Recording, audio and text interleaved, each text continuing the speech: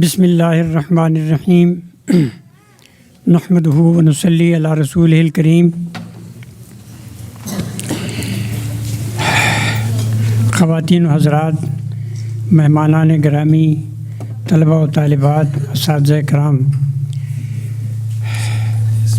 میں اسے بھی اپنی خوش قسمتی سمجھتا ہوں کہ مجھے آج علامہ اقبال کے حوالے سے آپ کی خدمت میں حاضر ہونے کا موقع ملا، اور یہ اندازہ ہوا، اس سے پہلے بھی مجھے اندازہ تھا کیونکہ گزشتہ سال بھی میں اسی طرح حاضر ہوا تھا کہ علامہ اقبال سے دلچسپی رکھنے والے اور علامہ اقبال کو پڑھنے والے اور ان سے محبت کرنے والے لوگ ان سائنسی اور تکنیکی مشاغل میں مصروفیت کے باوجود اور اس میں الجھنے کے باوجود یہاں بڑی تعداد میں موجود ہیں۔ تو ایسے لوگوں سے ملنا جو اقبال سے دلچسپی رکھتے ہوں، اقبال سے محبت کرتے ہوں، یہ بھی بہت اچھی بات ہے، اور مجھے بھی اس میں بڑی خوشی ہے کہ میں یہاں حاضر ہوا ہوں۔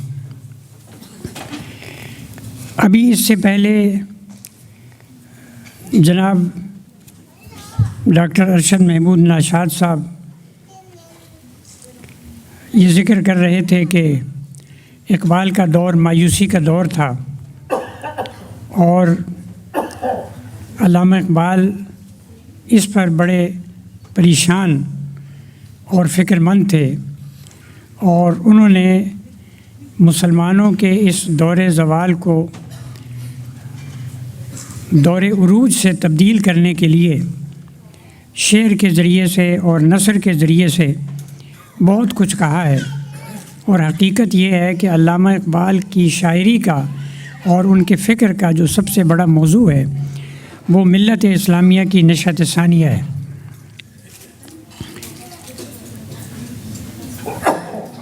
وہ جو علامہ نے فرمایا ہے نا کہ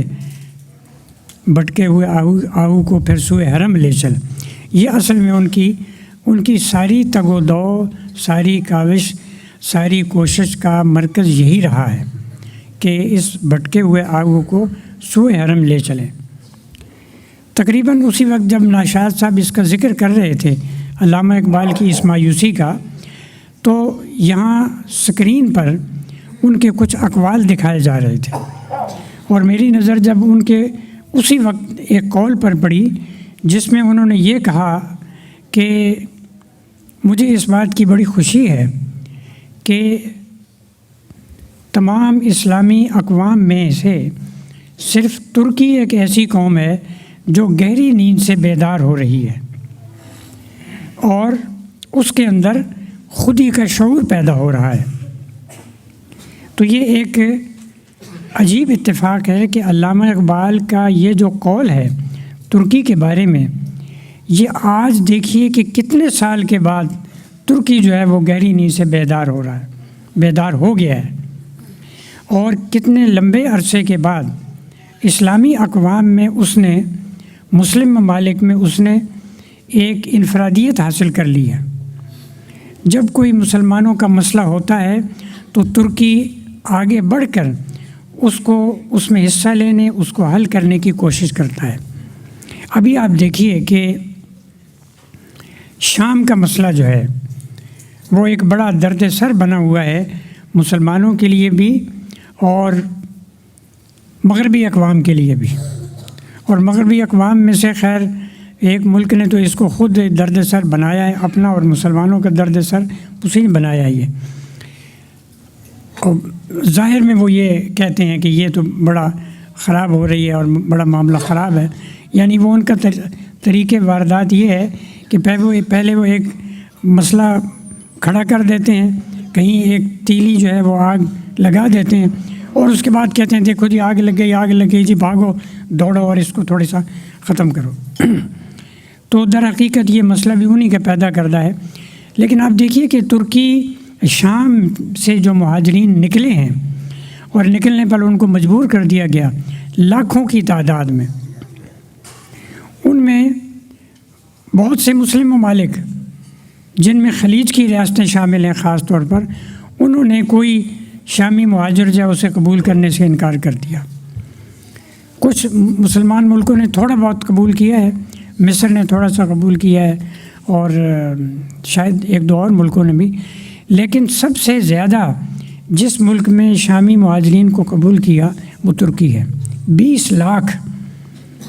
مہاجرین جو ہیں وہ ترکی میں اس وقت ہیں، اور وہ ان کی ساری ضروریات اور ساری چیزوں کو کر رہا ہے۔ جس طرح سے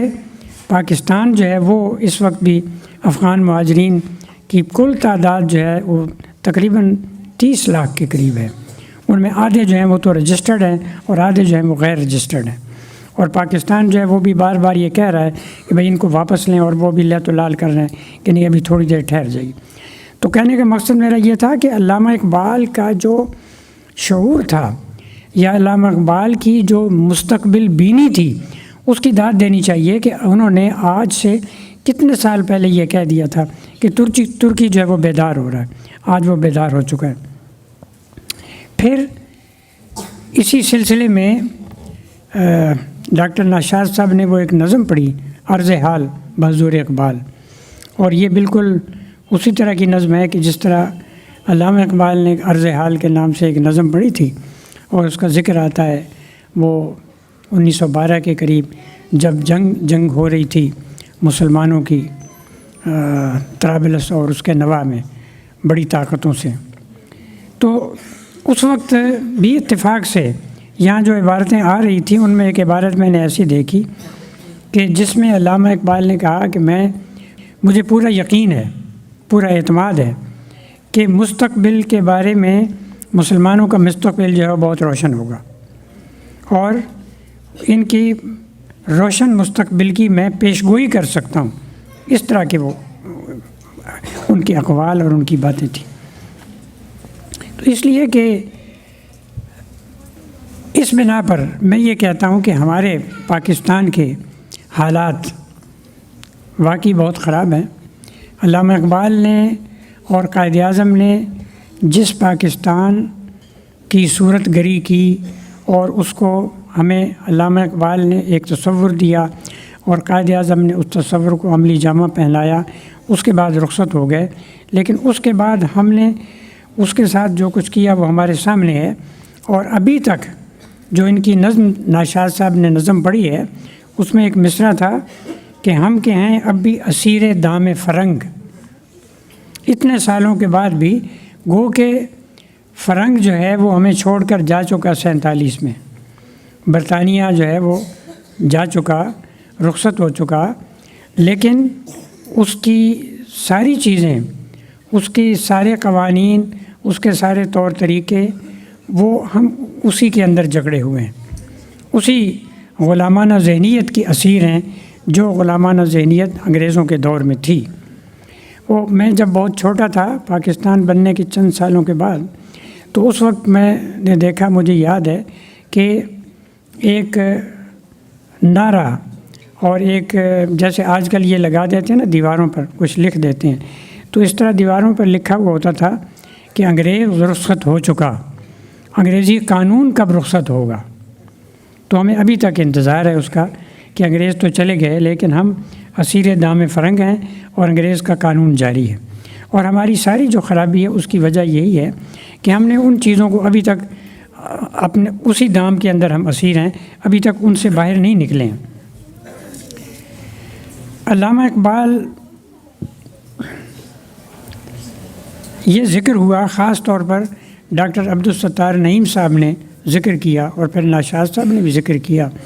کہ علامہ اقبال نے 2 چیزوں کو ہمارے لیے نمونہ بنا کر پیش کیا اور ان کو چھوڑ گئے، ایک قرآن حکیم اور ایک رسول اکرم صلی اللہ علیہ وسلم کا اسوہ۔ یہ بات یوں سرسری طور پر کہہ دینے کی نہیں ہے کہ علامہ اقبال جو ہیں انہیں قرآن سے بڑی وابستگی تھی اور قرآن کو انہوں نے ایک نمونہ ہمارے سامنے پیش کیا۔ اگر ہم یہ کہیں کہ علامہ اقبال کی شخصیت میں اور ان کی فکر میں قرآن حکیم اور اس کی تعلیمات رچی بسی تھیں تو شاید یہ غلط نہیں ہوگا۔ آپ کو یاد ہے کہ علامہ اقبال بالکل ابھی بچے تھے تو ان کے والد نے انہیں کہا، ایک دن وہ قرآن پڑھ رہے تھے تو فرمایا کہ قرآن اس طرح پڑھا کرو جیسے تمہارے قلب پر اتر رہا ہے. وہ کیا شعر ہے، تیرے وجود پہ نہ ہو جب تک نزول کتاب، گرا کشا ہے نہ راضی نہ صاحب کشاف. تو یہ علامہ اقبال کے والد نے جس طرح سے قرآن حکیم انہیں وابستگی کر دی شروع میں یہ کہہ کر، اور علامہ اقبال نے اس پر غور کیا، اور پھر علامہ اقبال نے یہ واقعہ بیان کیا. سید سلیمان ندوی جب وہ افغانستان سے واپس آ رہے تھے، قندھار سے، رات کا سفر تھا، تو اس وقت انہوں نے سوال جواب کیے اور پوچھا بہت سارے، تو اس وقت تفصیل سے وہ واقعہ بیان کیا کہ اس طرح سے میرے بچپن میں میرے والد نے یہ بات کہی تھی. تو علامہ اقبال حقیقت یہ ہے کہ اس چیز کو انہوں نے دل سے لگا لیا اور عمر بھر ان کی وابستگی رہی. اور وہ بہت مشہور ان کا قول ہے کہ میں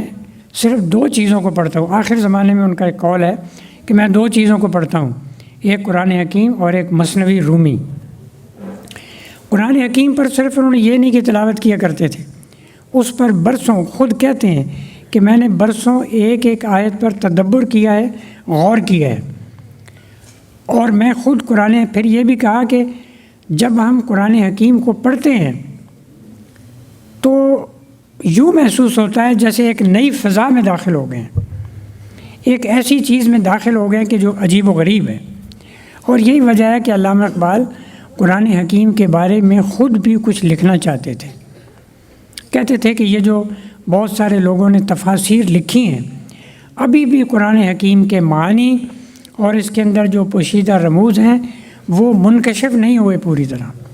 میں چاہتا ہوں کہ میں قرآن حکیم کے بارے میں کچھ لکھوں اور لوگوں کو بتاؤں کہ یہ کیا خزانہ ہے جو ان اوراق کے اندر چھپا ہوا ہے. تو قرآن پاک کی تفاسیر سے مطمئن نہیں تھے، اور اصل میں وہ کیا چیز تھی کہ جو انہیں قرآن حکیم کے اندر نظر آئی اور جس کو وہ منکشف کرنا چاہتے تھے، وہ ان کی شاعری میں اور ان کی فکر میں منکشف بھی ہوئی کئی طریقوں سے. قرآن حکیم پر تو وہ زیادہ نہیں لکھ سکے، کچھ ان کے نوٹس ہیں اور کچھ چیزیں ہیں جو ملتی ہیں، لیکن خود انہوں نے جو اردو میں جو کچھ کہا شعر کی صورت میں، فارسی میں جو کچھ شعر کی صورت میں کہا، اور پھر اپنے مضامین کی شکل میں، اردو مضامین کی شکل میں، انگریزی مضامین کی شکل میں، وہ یہ تھا کہ انسان اس کا خلاصہ یہ ہے کہ انسان اپنے آپ کو پہچانے. یہ ہے اصل قرآن حکیم کا پیغام انسان کے لیے، کہ اس کا کیا مقام اور مرتبہ ہے، اللہ میاں نے اسے کس مقام پر فائز کیا ہے. وہی بات جو آپ نے فرمائی تھی کہ خلیفۃ اللہ فی الارض، اس بات کو پہچاننا یہ دراصل خودی ہے، اور خودی جو ہے اس سے دنیا کے سارے جو کام ہیں وہ ہم کر لیتے ہیں. لیکن اصل بات کیا ہے کہ اپنا سراغ ہمیں نہیں ملتا. ساری عمر ہم مختلف علوم پڑھ لیتے ہیں، پڑھ لیے میں نے علوم شرق و غرب، تو شرق و غرب کے علوم ہم پڑھ لیتے ہیں، لیکن ایک مشکل ہے کہ ہاتھ آتا نہیں اپنا سراغ. تو جب تک اپنا سراغ نہیں ملتا ہے، ہم یہ جان لیں کہ ہمارا کیا مقام ہے، اس وقت تک کامیابی نہیں ہو سکتی. جب معلوم ہوگا کہ کیا مقام ہے اور اس مقام کے تقاضے کیا ہیں اور اس میں ہم نے کیا کرنا ہے، ہمارے فرائض کیا ہیں، ہماری ذمہ داریاں کیا ہیں، بطور ایک انسان کے کیا فرائض ہیں، بطور ایک استاد کے کیا فرائض ہیں، بطور ایک شاگرد کے کیا فرائض ہیں، بطور ایک افسر کے کیا فرائض ہیں، بطور ایک پڑوسی کے کیا فرائض ہیں. جب تک ہم ان ساری چیزوں کو جان نہیں لیں گے تو اس وقت تک گویا ہم نے اپنے آپ کو نہیں پایا ہے. اپنے آپ کو جب پا لیں گے تو یہ چیزیں بھی جان لیں گے. اب پاکستان کو قائم ہوئے 60 سال ہو چکے ہیں، اور ہم ابھی تک ہاتھ پاؤں مار رہے ہیں. حالانکہ جب علامہ اقبال نے ہمیں اس کا تصور دیا، اور اس کے بعد جب قائد اعظم نے اس کی صورت گری کی پاکستان کی، تو ان 2 شخصیتوں نے ہمیں یہ بھی بتا دیا کہ جب یہ نیا ملک علامہ اقبال نے بتا دیا کہ نیا ملک جب بنے گا تو کس صورت میں کامیابی ہو سکتی ہے، اور قائد اعظم نے اس کی جب عملی شکل دے دی تو وہ بھی رخصت ہونے سے پہلے یہ بتا گئے اپنی تقریروں میں اور اپنے فرامین میں اور اپنے خطوط میں کہ کیسے تم نے پاکستان کو چلانا ہے اور آگے بڑھانا ہے۔ مثلاً علامہ اقبال کے جو خطوط ہیں قائد اعظم کے نام، ان میں انہوں نے دو تین مسئلوں پر بڑی واضح طور پر بات بیان کر دی ہے، اور انہوں نے یہ کہا ہے کہ اس وقت جو سب سے بڑا ہے مسلم معاشروں کا، ہمارے مسلمانوں کا ہندوستان میں جو بڑا مسئلہ ہے وہ روٹی کا مسئلہ ہے، کہ ان کا روٹی کا مسئلہ حل کیا جائے، معاشی مسئلہ حل کیا جائے۔ جب تک یہ نہیں ہوگا، دیکھیے کہ اشتراکیت اور کارل مارکس اور روس، ان سب نے سب سے پہلے اس چیز کو پکڑا کہ کھانے کا مسئلہ انسان کا جب تک نہ ہو، اس کے پیٹ میں جب تک کوئی چیز نہ جائے، اسے کچھ نہیں سوچتا ہے، کوئی نیکی کوئی باتیں نہیں سوچتی ہیں۔ یہ ایک انسان کی ایک فطری ضرورت ہے۔ تو اقبال نے بھی اس پر ہاتھ رکھا اور کہا کہ روٹی کا مسئلہ جو ہے بہت اہم ہے، لیکن یہ مسئلہ کیسے حل ہوگا؟ اس زمانے میں پنڈت نہرو جو ہے وہ اشتراکیت کے بڑے مداح ہیں، تو قائد اعظم کے نام انہوں نے فرمایا کہ جو پنڈت نہرو کی لادین اشتراکیت ہے اس سے مسئلہ حل نہیں ہوگا، بلکہ اس سے شریعت کے نفاذ سے صحیح مسئلہ حل ہوگا۔ شریعت جو ہے، جو شریعت کیا کہتی ہے کہ کوئی شخص کسی کا محتاج نہ رہے، کوئی شخص جو ہے وہ کسی کا محتاج نہ رہے، اور کسی کا سر کسی دوسرے آگے کے نہ جھکے، انسان کی عزت نفس بھی برقرار رہے اور اس کو کھانے کو روٹی بھی ملے، تو اس کے بعد وہ صحیح کام کرے گا، صحیح معاملہ چلے گا۔ لیکن ہم نے پاکستان بننے کے بعد اس شریعت کو اٹھا کر طاق پر رکھ دیا، اور ابھی تک وہ طاق پر رکھی ہوئی ہے۔ تو جب تک ہم شریعت کا نفاذ نہیں کریں گے اس ملک میں، اس وقت تک مسائل حل نہیں ہوں گے۔ اس کے بعد قائد اعظم کی تقاریر کو آپ دیکھیے کہ قائد اعظم کا کیا رویہ تھا، ان کا کیا اسلوب تھا۔ ابھی میں پچھلے دنوں ڈاکٹر صفدر محمود کی ایک کتاب دیکھ رہا تھا، اور ڈاکٹر صفدر محمود جو ہیں وہ بہت معروف شخصیت ہیں، استاد رہے، اس کے بعد وائس چانسلر رہے ایک یونیورسٹی کے، اور بہت ساری کتابوں کے مصنف ہیں۔ خاص طور پر جو پاکستان کی تاریخ ہے، پاکستان بننے سے پہلے اور پاکستان بننے کے بعد اب تک، اس کے وہ بہت بڑے ماہر ہیں۔ پاکستان کا ایک حصہ ہم سے الگ ہو گیا تو ان کی ایک کتاب ہے کہ مشرقی پاکستان کیوں ٹوٹا، اور پھر اسی طرح مسلم لیگ کا دور حکومت، ان کی ایک کتاب ہے بہت معروف، اور اس میں انہوں نے پورا شروع سے اب تک بتایا ہے کہ مسلم لیگ نے اپنے دور حکومت میں کیا کیا غلطیاں کیں جن کی وجہ سے یہ خرابی پیدا ہوئی قائد اعظم کے بعد۔ تو بہرحال ان کی ایک کتاب میں دیکھ رہا تھا جس میں انہوں نے قائد اعظم کا ذکر کیا، اور اس کے بعد کچھ ایسی چیزیں بتائیں وہ ابھی مثلا ایک بہت دلچسپ چیز انہوں نے یہ بتائی کہ ایک بار کسی نے قائد اعظم سے پوچھا کہ آپ کا تعلق کس فرقے سے ہے، ابھی یہاں ذکر ہوا تھا نا اس چیز کا، شیعہ اور سنی، اور تو قائد اعظم نے جواباً سائل سے پوچھا کہ اب دیکھیے قائد اعظم کا کتنے ذہین تھے اور کتنا ان کا ویژن تھا، تو بجائے اس کے کہ یہ بتانے کے، کیونکہ اصل میں یہ وہ آدمی نے ذرا شرارت یہ پوچھا تھا کہ وہ کہیں گے اچھا یہ تو فلاں فرقے کے ایک لیڈر ہیں، تو باقی فرقے کے تو وہ اس لیڈر نہیں ہے یہ۔ تو کسی نے قائد اعظم سے پوچھا آپ کا تعلق کس فرقے سے ہے؟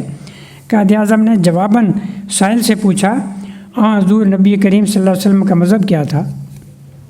یہ جواب تھا فقط۔ حضور صلی اللہ علیہ وسلم بھی شیعہ نہیں تھے، سنی نہیں تھے، کچھ بھی نہیں تھے، حضور صلی اللہ علیہ وسلم حضور تھے، اب ایک ہی اسلام لائے، ایک ہی اسلام ہے، ایک ہی فرقہ ہے، ایک ہی دین ہے، ایک ہی نبی۔ اور ظاہر ہے کہ یہ قائد اعظم کا جواب بہت معنی خیز اور بلیغ تھا۔ اسی طرح سے ڈاکٹر صفدر محمود صاحب نے قائد اعظم کی 1939 کی ایک تقریر کے حوالے سے کہا ہے کہ بر عظیم کے مسلمانوں کے مسلح رہنما کا مقام اور مرتبہ اس وجہ سے ملا کہ وہ خدا کے حضور سرخ روح ہونے اور کفر کی طاقتوں کے غلبے میں اسلام کو سر بلند رکھنے ہوئے مرنے کی آرزو اور رضائے الہی کی تمنا رکھتے تھے۔ تو صفدر محمود کہتے ہیں کہ وہ سرتاپا سچے مسلمان اور پکے مومن تھے۔ صفدر محمود صاحب مولانا اشرف علی تھانوی کے ایک خواب کا ذکر کرتے ہوئے کہتے ہیں کہ میرا دل گواہی دیتا ہے کہ یہ خواب سچا ہے۔ مولانا اشرف علی تھانوی وہ پھر آگے بتاتے ہیں کہ وہ خواب کیا تھا۔ کہتے ہیں کہ یہ میں اس لیے بیان کر رہا ہوں کہ گو کہ بظاہر یہ اقبال سے یعنی ہٹ کر بات ہے، لیکن وہ اقبال اور قائد اعظم اور پاکستان یہ اصل میں تینوں چیزیں اور موضوعات ایک تسلسل کے موضوعات۔ مولانا اشرف علی تھانوی نہ صرف عالم فاضل شخصیت اور مفسر قرآن تھے بلکہ بلند پایا روحانی مرتبہ بھی رکھتے تھے، اور لاکھوں معتقدین ہندوستان پاکستان میں بکھرے ہوئے ہیں۔ تو انہوں نے لکھا ہے کہ مولانا اشرف علی تھانوی کے خواہرزادے مولانا ظفر احمد عثمانی فرماتے ہیں کہ ایک روز حضرت تھانوی نے مجھے بلایا اور فرمایا میں خواب بہت کم دیکھتا ہوں، مگر آج میں نے ایک عجیب خواب دیکھا ہے۔ ایک بہت بڑا مجمع ہے، گویا کہ میدان حشر معلوم ہو رہا ہے۔ اس مجمع میں اولیاء، علماء، صلحاء کرسیوں پر بیٹھے ہیں، اور مسٹر محمد علی جناح بھی عربی لباس پہنے ایک کرسی پر تشریف فرما ہے۔ میرے دل میں خیال گزرا کہ یہ اس مجمع میں کیسے شامل ہو گئے؟ یہاں تو علماء ہیں اور صلحاء ہیں۔ تو مجھ سے کہا گیا کہ محمد علی جناح آج کل اسلام کی بڑی خدمت کر رہے ہیں، اسی واسطے ان کو یہ درجہ دیا گیا ہے۔ یقیناً اسلام اور مسلمانوں کی خدمت کا اتنا صلہ تو ضرور ہوگا۔ انہی مولانا اشرف علی تھانوی نے 4 جولائی 1943 یعنی جب قرارداد پاکستان پاس ہو چکی تھی، 1943 کو مولانا شبیر احمد عثمانی اور مولانا ظفر عثمانی کو طلب کیا اور فرمایا 1940 کی قرارداد پاکستان کو کامیابی نصیب ہوگی، یعنی انہوں نے پیشگوئی کی۔ میرا وقت آخری ہے، میں زندہ رہتا تو ضرور کام کرتا۔ مشیت ایزدی یہی ہے کہ مسلمانوں کے لیے ایک علیحدہ وطن قائم ہو، قیام پاکستان کے لیے جو کچھ ہو سکے کرنا، یعنی ان دونوں کو نصیحت کر رہے ہیں، شبیر احمد عثمانی کو اور ظفر احمد عثمانی کو، اور اپنے مریدوں کو بھی کام کرنے پر ابھارنا۔ تم دونوں عثمانیوں میں سے ایک میرا جنازہ پڑھے گا اور دوسرا عثمانی جناح صاحب کا جنازہ پڑھے گا۔ آگے کہتے ہیں صفدر محمود صاحب کہ مولانا اشرف علی تھانوی قیام پاکستان سے کئی برس قبل اللہ کو پیارے ہو گئے، لیکن چشم فلک نے دیکھا کہ پاکستان قائم ہوا۔ مولانا ظفر احمد عثمانی صاحب نے تھانوی صاحب یعنی اشرف علی تھانوی صاحب کی نماز جنازہ پڑھائی، اور 5.25 سال قبل کی پیشگوئی کے مطابق قائد اعظم کی نماز جنازہ مولانا شبیر احمد عثمانی نے پڑھائی۔ یہ ایک عجیب و غریب چیز ہے جو ہمیں اس بات کی علامت ہے کہ ان بزرگوں نے پاکستان کے بارے میں جو کچھ سنا تھا، جو کچھ کہا تھا، جو پیشگوئی کی تھی، وہ پوری ہو کر رہے گی ان تمام خراب حالات کے باوجود۔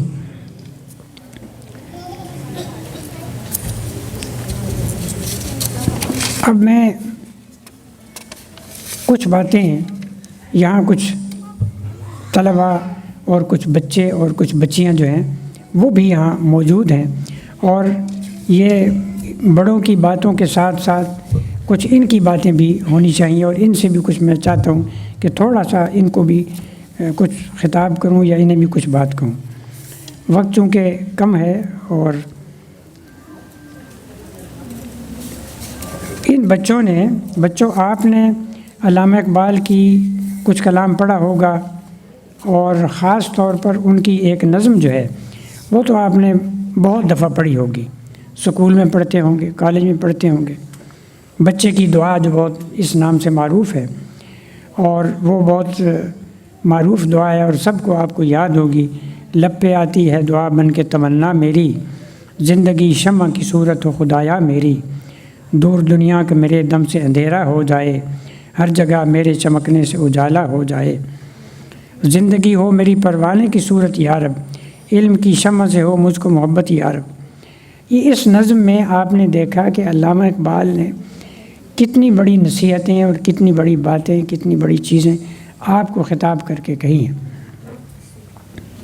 اور وہ یہ دعا کر رہے ہیں۔